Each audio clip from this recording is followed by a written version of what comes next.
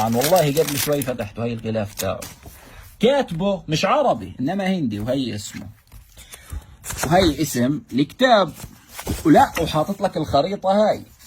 متى كاتب لي كتاب؟ خذ المفاجأة، عام 1957.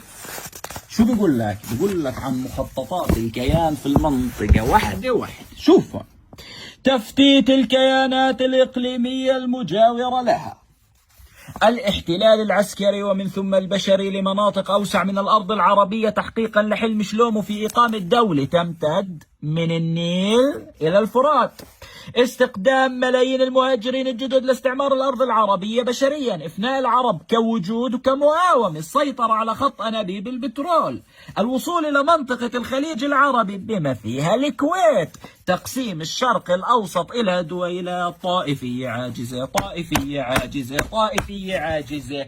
يعني واحد هندي من عام 1957 هو بيشرح للعرب شو شلومو بده يعمل فيهم، ولكن العرب نايمين في العسل، وشلومو حبة حبة بنفذ في مخططاته.